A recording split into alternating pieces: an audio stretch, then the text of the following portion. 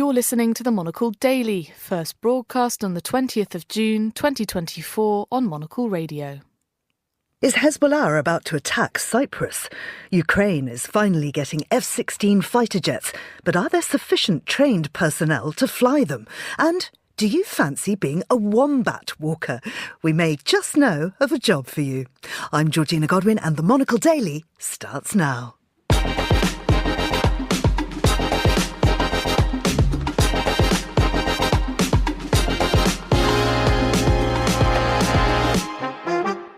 Hello and welcome to the Monocle Daily, coming to you live from our studios here at Midori House in London.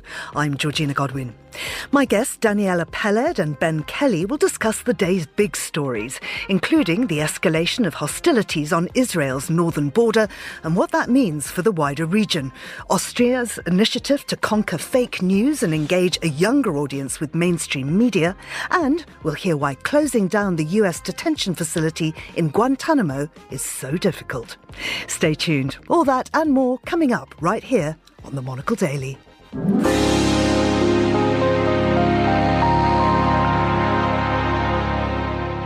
This is the Monocle Daily and I'm Georgina Godwin. I'm joined today by Daniela Peled, who's Managing Editor of the Institute for War and Peace Reporting, and by Ben Kelly, Senior Audience Editor at Newsweek. Good morning, good afternoon, good evening to you both. All of the above. Yeah, covered all those bases. Ben, what is a Senior Audience Editor?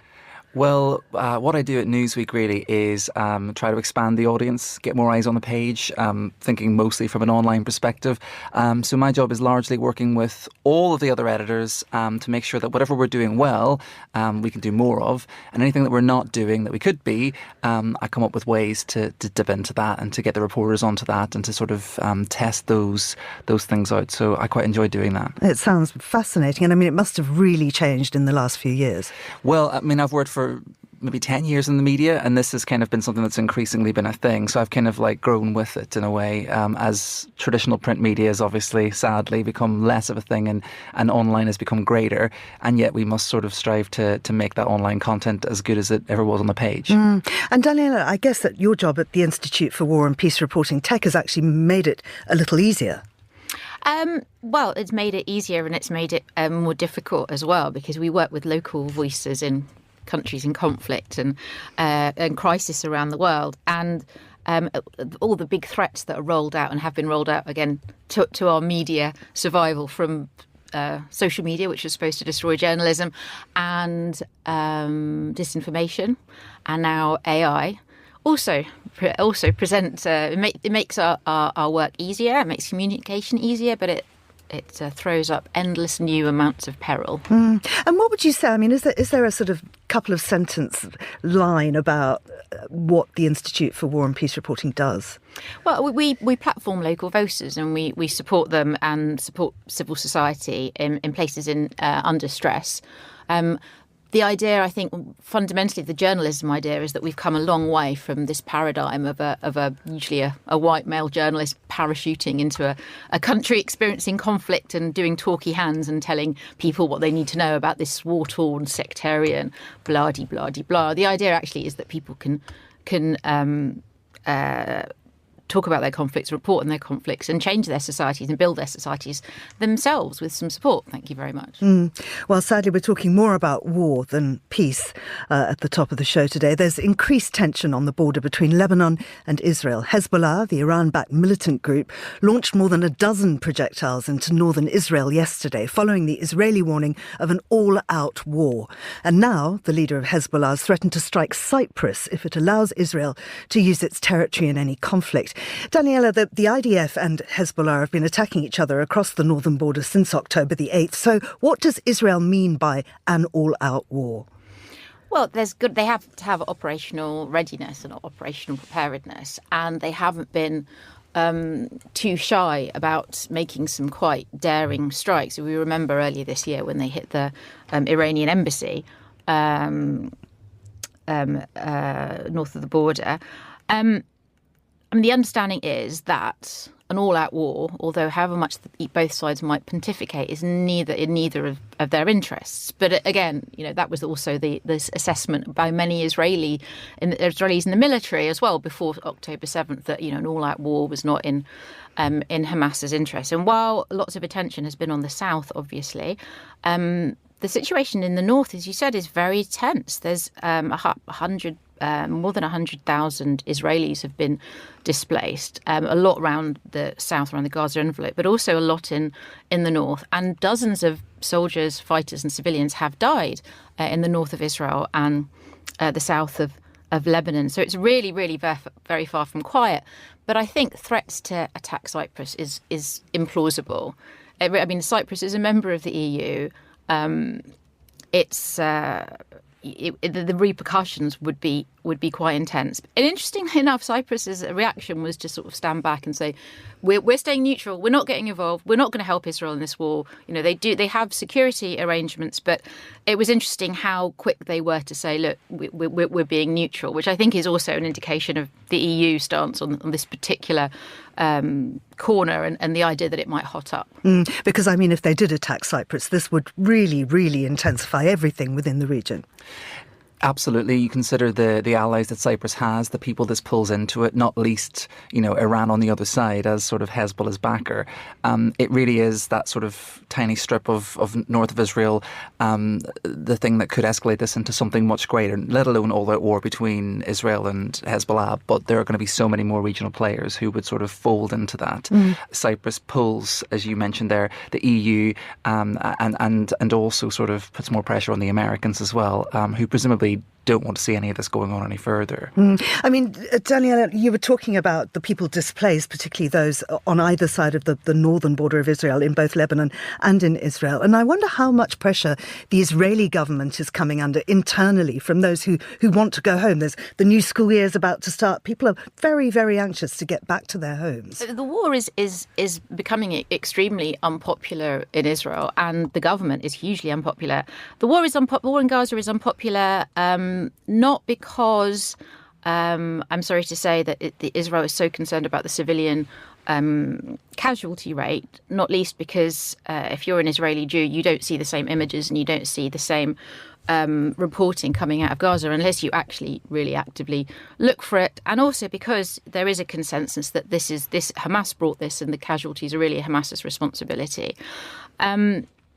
But certainly there's huge anger growing that the war has been mishandled. This idea that Israel was going to destroy Hamas was implausible at the beginning and clearly is not working now. And also the hostages, many hostages are still there. Israelis increasingly want the soldiers to get out. They want the hostages back, which will be done with a hostage swap. And there is no appetite. There's no popular appetite, apart from a tiny, tiny fringe for any conflagration in the north. A problem is that the tiny political fringe that would probably support that have got quite a lot of power in Netanyahu's coalition government. But certainly it would be a hugely and dramatically unpopular move within Israel. And I wonder if Israel would need to have a ceasefire with Gaza before it can turn its attention fully to Hezbollah. As Danielle was saying, they simply don't really have the resources to fight on two fronts. I mean, it's the sort of cardinal rule in war, isn't it? No one wants to be opening up a second front. It doesn't often go well. And Israel have history of going into Lebanon and suffering the consequences of that. The other thing, of course, is if there's a ceasefire in Gaza, that's going to cool things with Hezbollah. That's what they're calling for. So it's a little bit of a sort of chicken and the egg thing. But certainly Israel at the moment, particularly if you look at the diplomatic pressure they're getting from Washington and elsewhere, they don't want to be sparking a second war because of that. Also, as you say, internal political issues that Netanyahu's dealing with, and just being stretched generally. I wonder how close we are at any attempt to a ceasefire. Well, the Americans are coming up with ideas. The Israelis agree, the Israelis don't agree. Hamas agrees, Hamas doesn't agree. I mean, the parameters are there and they're quite clear. I think the sticking point is that Israel would have to agree to an end of hostilities, which is really not on its agenda. When the war ends, it seems clear that there will have to be elections and that Netanyahu's government will fall, which doesn't give an incentive to it ending. And again, who's going to be the next president of the United States? That will have a huge impact. Israel is indicating that they're drawing to the closing stages of this war, but that is extremely, extremely open-ended. And I mean, there's been yet another US envoy in the region. I wonder how long Israel can count on support from Biden's administration, given how most US efforts to bring peace have been frustrated in this way. Yeah, and that envoy, Amos Hochstein, if I'm saying that correctly, seems to have been doing quite a lot of work this week, a lot of sort of fraught diplomacy. And yeah, I'm not sure how much more support Netanyahu can rely on, especially, he was also complaining this week of not getting certain shipments, and the US are going, what are you talking about? There's clearly miscommunications there. They're not sure what he's doing. Yeah, a lot of questions. Well, let's move on to the other major conflict zone, and that is, of course, Ukraine. Kyiv has been asking for F-16 fighter jets for over a year, and now it looks like Belgium, Denmark, Norway and the Netherlands may be able to deliver about 80 planes by the summer. Daniela, why has the delivery on these planes been so delayed? Well, there's been logistical difficulties. It's no mean feat. There's been supply difficulties. And I think when it comes down to Ukraine's ability to operate them as well, you need not only specially trained pilots, clearly, but you need ground staff to handle it. So that's being put in place. There's been a training ongoing within Ukraine, outside, on a really wide level. But there's also been nervousness as to what Ukraine will do with the F-16s. It's the idea that this will be purely defensive. I mean, what counts as defence? It's inevitable that there will be strikes within Russia as well. The Ukraine's allies have not always covered themselves in glory when it comes to their support, because it reminds me of I understand that a modern dating technique is known as breadcrumbing, right? You just you sort of dangle enough in front of people to keep them interested and to keep them sort of following you, keep them engaged, without actually committing. And it's a bit similar what's going on here. There's support, and there's all statements of support, and there's humanitarian aid, and also they've got to have time to actually do that before they can get into action. I was speaking to someone today who said, these would have been great planes for Ukraine to have last summer. That's how late they are to getting these. When we were looking back at that sort of, conceived spring offensive or summer offensive that Ukraine were going to have, we're late to that now. They've got to put in the work. They've got to lay the infrastructure, get the staff. And of course, all this time, Russia's had that head start. They know this is coming. They're watching these sort of negotiations play out in real time. They're watching Ukraine asking for more, what the Europeans are saying back. And so all of that leaves them at a disadvantage. Ukraine have got the willpower there, but as you say, the manpower, different thing. I wonder how much of a game changer these planes will be in the fight with Russia. Well, Russia isn't doing wonderfully either. I mean, Putin's visit to North Korea kind of showed that. He's always been a bit sceptical about how close, and this sort of defence alliance. Apparently, they have now a pact that if one is attacked, the other one will go to its defence, etc. And I think historically, Russia was not really that keen on North Korea with nuclear weapons. So Russia is suffering as well, suffering from fighting power, recruiting for a long time already, they went through criminals, releasing people from prison, they're sort of press ganging Central Asians, and they increasingly seem to be press ganging all kinds of people all around the world, just sort of throwing them into this meat grinder. So they're not doing wonderfully. But Ukraine doesn't have enough defence against the kind of missiles that are coming into its territory. So the idea that from that point of view, that will be a game changer. But the idea that it will turn the tide of the war? I'm really not sure. And again, it depends on who is going to be in the White House in November. Trump has made it very clear that he has some magical plan to solve everything in 24 hours. I don't think somehow that's going to be to Ukraine's benefit. And he is really an unknown quantity when it comes to Russia. He loves them, he doesn't love them, he admires them. So everything really to play for. And with these F-16s, do you think it is a case of just too little, too late? Well, when you consider just how many more planes Russia have, it's still very much a David and Goliath type thing. These sort of 80 or so that have been pledged. How much can they really do? Only so many can be being used at one time. The rest have to be being serviced or they're on the ground and so on. So it's not going to be the silver bullet. For Ukraine. It may have been, as I say, last year, but they're on the back foot. They've made losses. They've had, airfields destroyed, things like that are going to set them backwards. So it's unfortunate. And I suppose that's on the West, really. Yeah. Well, speaking of too little, too late, in Austria, the Social Democratic Party of Austria, the SPO, wants to fund newspaper subscriptions for readers aged 16 to 30. This is in a bid to combat fake news. But with kids the world over addicted to their phones and very used to getting their information digitally, I wonder if this can possibly work. I mean, Ben, you're an expert in audience engagement. How do you change the focus of an entire generation? I'm not sure that you can. You can't lead people to where they're not going to want to be. The demographic that you just mentioned, sort of 16 to 30, mostly we know those are people who get their news through their phones, through social media apps. And the further down you go, they're getting that from visual-only ones. So that's things like TikTok. And how on earth do you get news through that? Well, it doesn't look like traditional news as you and I would expect it on the page. It's coming through different methods. And of course, that is more open to things like propaganda. I like this idea. I like the idea of saying, here, go and spend this money on something good. But do those things really work? Think of them in other contexts. I'm not so sure they do. I suppose I'd maybe be more in favour of going to where people already are. That is sort of social media and so forth. And sort of fighting the fight on that front and being there. I was looking today, because I couldn't escape it, at the different styles of campaign ads from the Conservatives and Labour here in the UK general election. Labour have very, very slick social media videos where they've gone to... So there's one with Keir Starmer speaking to Gary Neville, the footballer, talking about his childhood.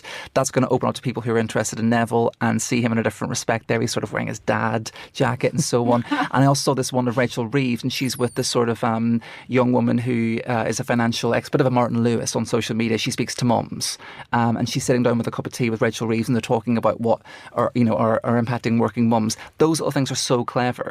They're not traditional news, and obviously that's political campaigning. But what I thought was, compared to what the Conservatives are doing, which look like much more traditional attack ads, and some of them are falling quite flat, I thought there is a difference there in how you target two different groups. Yes, that's politics, but I would try and translate that into the media world instead. If that makes sense. I have to say, I feel a bit, this is my word of the week, soon-nakiered.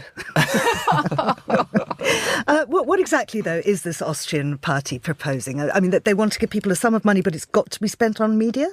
I'm not entirely sure. Or if they've got these sort of they're going to give subscriptions to like their equivalent of the Times or the Guardian, the Independent, whatever. I mean, I think it's a terrible idea. It's embarrassing. It's like, right, guys, we don't trust media, so we are going to sort of in a very sort of parental way give you some money to go and spend on media. That won't build young people's trust in the media, and it also doesn't help that the subscriptions tend to be for the legacy media, and then we kind of get ourselves in a self-defeating circle. I mean, I don't think there's also such a binary division between good media and truth tellers and facts distributors in terms of newspapers or their online equivalents, and disseminating media through social media as well. I subscribe to a Pan-African weekly newsletter that comes via WhatsApp. It's good. It's really good. It tells me a lot. It's very informative.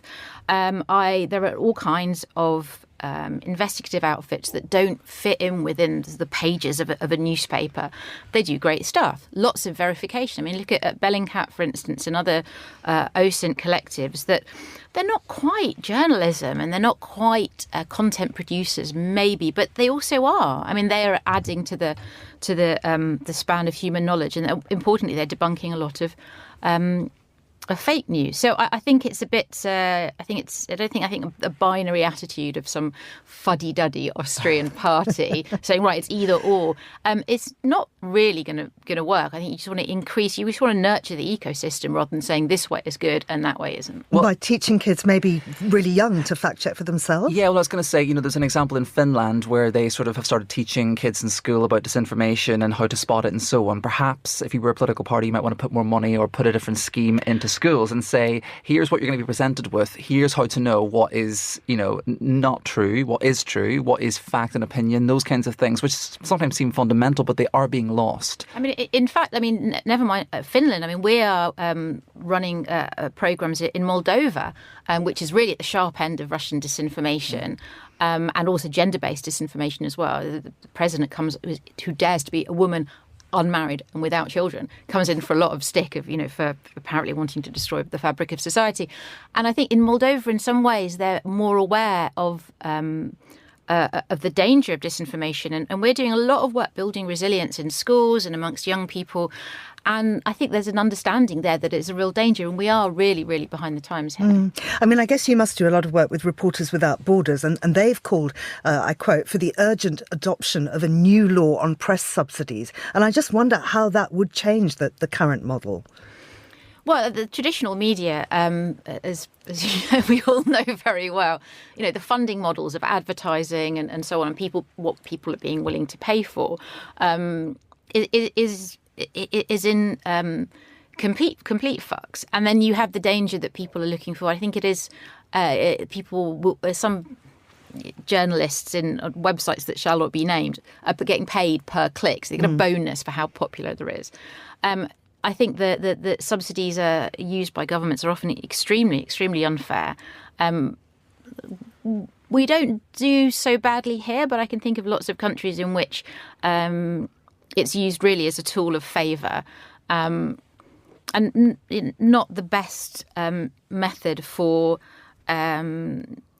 funding media. But also, I wonder if this is also going to be a generational thing. We are of the generation, I don't know why, where people are really not into paying for news. I mean, we wouldn't have...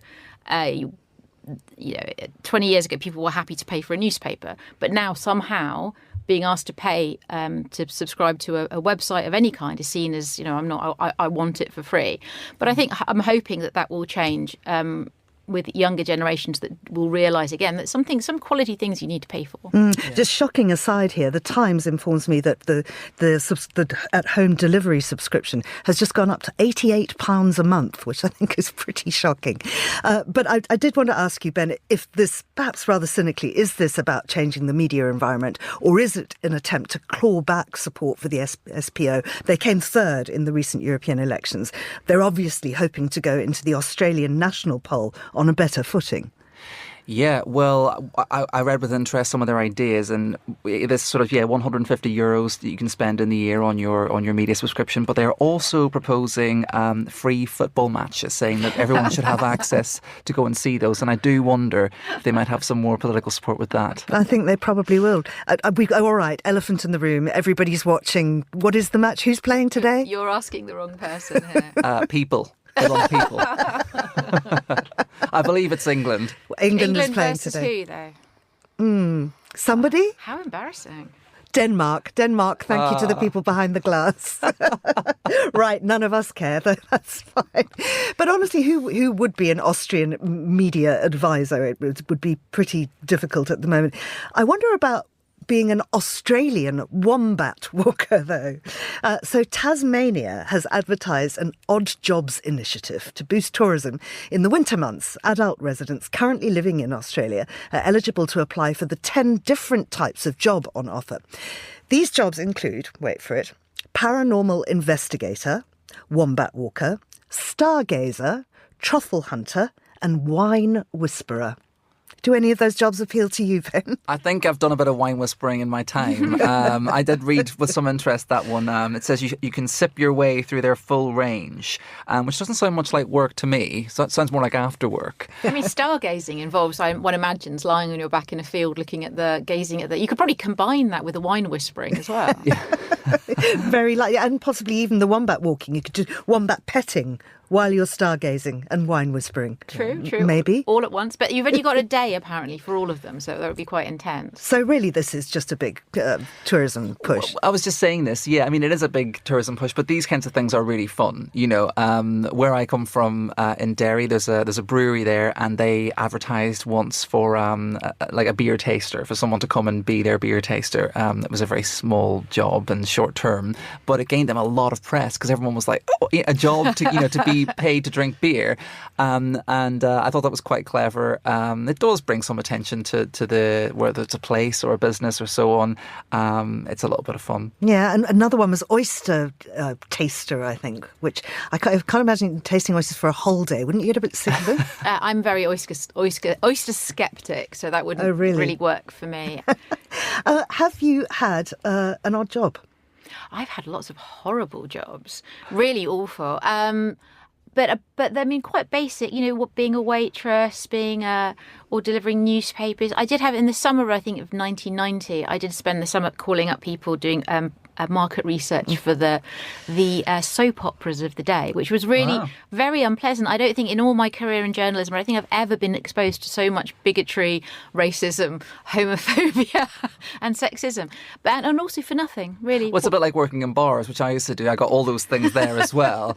But you get to speak to great people and fun people. And you give them booze at the end of the day. I'm not sure that you contribute something. Mine was it was very, very pointless. Are people willing to talk? As a journalist, I think we'd all discovered that people are really willing to talk, surprisingly, in any format. So, you'd call people up, and this was very sort of analogue, and you'd ask to speak to, I shiver to think of it now, the head of the household. And people sort of were quite unquestioning. People were like, oh, okay. Yeah, and they would tell you, really, they weren't backward in coming forward what they thought about the soap operas of the day, with all the associated racism and bigotry. Yeah, indeed. It was good training for a life in journalism, I think that was. What's the weirdest job you've ever had, Ben?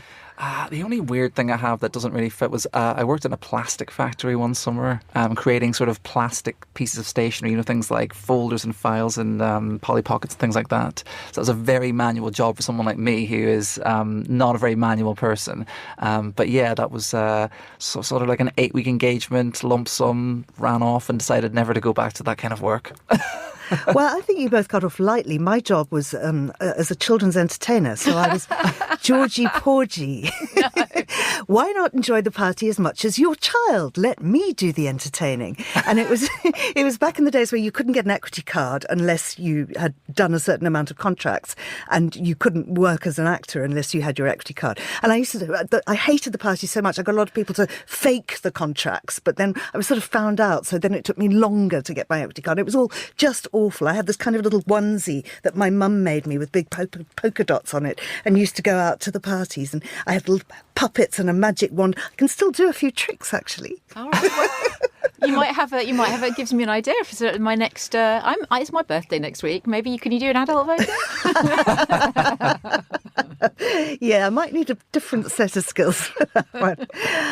Thank you very much. I imagine, though, that being a prison guard must be an extremely difficult job, particularly at the Guantanamo Bay detention facility, which has been described as one of America's darkest stains. Stories of prisoner mistreatment, abuse and torture have made Guantanamo infamous over the years. The detention facility at the US naval base in Cuba has now been in operation for more than 22 years. 30 detainees are still being held there. America's wars in Iraq and Afghanistan have ended, but the installation endures. Reporter H.J. Mai went to Cuba last week to visit the US military installation and find out why closing it down is so difficult. Welcome to Guantanamo Bay. The local time here is 1:13 p.m. After a 3-hour flight from Andrews Air Force Base just outside of Washington, D.C., our plane touched down in Guantanamo. The charter flight was filled with media members, US military members, and NGOs. What came next was a preview of how the next week would play out. Nothing, I mean literally nothing, goes without prior military approval. There will be someone coming on the plane to give you more instructions and let you know what's going on from here. We thank you for your patience.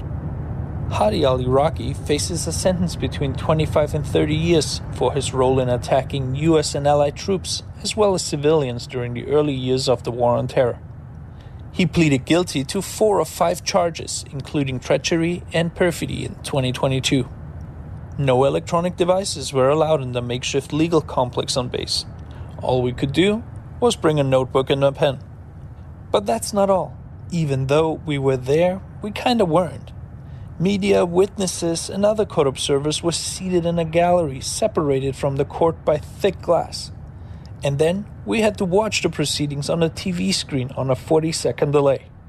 The US government is doing its best to make it difficult covering Guantanamo. You are not allowed to meet prisoners. You are not allowed to take photos. You are not allowed to meet, to even visit the camps like Camp X or whatsoever. Why? It is secrecy. Why it is secrecy? Why? That's Mansour Abathi. He spent over 14 years at Guantanamo without ever being charged with a crime. And he's right, barely anything is allowed on base. The following exchange between a Russian journalist and a military public information officer highlights this ongoing struggle. Not possible to make a picture? No. Okay. Yeah.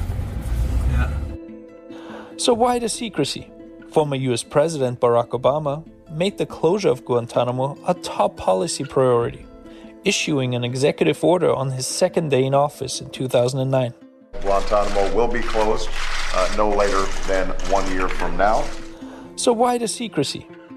Former US President Barack Obama made the closure of Guantanamo a top policy priority, issuing an executive order on his second day in office in 2009. Now, I believe that any plan to close Guantanamo that includes bringing these terrorists into the United States, Mr. President, is a mistake. To do so would be nothing short of an invitation for al-Qaeda to operate inside our homeland. Obama understood the political minefield that closing Guantanamo presents and abandoned his plans. And so here we are, 22 years in. Guantanamo was born out of necessity. Former US President George W. Bush and his administration were looking for a location where they could argue that neither US nor international law would apply to the detainees. They settled on a remote naval base in Cuba and established a military commission, which operates outside the US justice system. Here's Mansour Abathi again. If you believe that we are truly criminals commit a crime to us, please try us. Take us and try it before your justice system. Over the past 22 years, the military commission has been able to secure 9 convictions, the majority of them through plea deals. Some have since been overturned or otherwise challenged in federal court. Scott Dream of the Center for Victims of Torture considers Guantanamo and the military commissions unlawful, and therefore an impediment to delivering justice, especially for the 9/11 family members. The Bush administration's decision to torture people robbed them of their opportunity for justice. Had the government not tortured the men, you could easily see a path to bring them to the U.S., put them in federal court, put them on trial. Very different outcome. There are currently 3 cases before the military commission. This includes the case against Khalid Sheikh Mohammed, the alleged mastermind of the 9/11 attacks. Biden, just like Obama before him, indicated his desire to close Guantanamo, but doing so requires support from others, whether that's Republicans in Congress or countries willing to take some of the detainees. The steps required to do it are clear. They've been clear for years. You have to transfer the men who aren't charged with a crime, and you have to end the military commissions. And the way to end the military commissions is to negotiate plea deals with the men who are charged with crimes. And finding nations willing to take alleged terrorists is also a struggle, which Reem says shouldn't come as a surprise. It makes it harder to transfer people when at the same time you are asking a foreign government to receive them you are saying in court, this person is basically the worst of the worst. The Biden administration, in a statement, confirmed it remains committed to closing the facility. But progress has been slow. And this year, being an election year, other issues take priority. Former inmate Mansour Abathi says Guantanamo robbed him of his 20s. I don't know how to describe my time at Guantanamo, but it's kind of like everything froze when I got out. There was a gap in my life, 15 years gap. And when someone asked me a question that shocked me, it's like, how did you spend your 20s? I said, it never crossed my mind that I lived 20s because everything was the same, the routine, the torture, the abuses, and so on. I never lived that period. For him and others in his position, Guantanamo and its future is a very personal issue. Hadi al-Iraqi has been held at the facility since 2007. Today, a US military jury sentenced him to 30 years in prison, which will be reduced to 10 years under a previously negotiated plea deal. Whether he will be able to leave Guantanamo depends on the US government's ability to find a country that will take him. For now, Guantanamo stays open. For how much longer, no one really knows. Some international human rights experts fear that only when the last prisoner has died will this chapter come to an end. It's a huge stain on the U.S.'s reputation and standing abroad. While we board the ferry back to the airport hangar, I'm looking at the water, the bay, and its beaches. It's difficult to comprehend that this place has caused so much suffering. For Monocle, I'm H.J. in Guantanamo Bay, Cuba.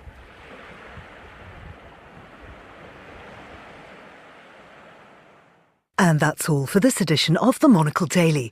A big thanks to my panellists today, Daniela Peled and Ben Kelly. Today's show was produced by Henry Rees-Sheridan and our sound engineer was Sarah Nichol. Don't forget our Monocle Swiss summer markets coming to London this Saturday. Do join us at Midori House if you can. I'm Georgina Godwin here in London. The Monocle Daily is back at the same time tomorrow.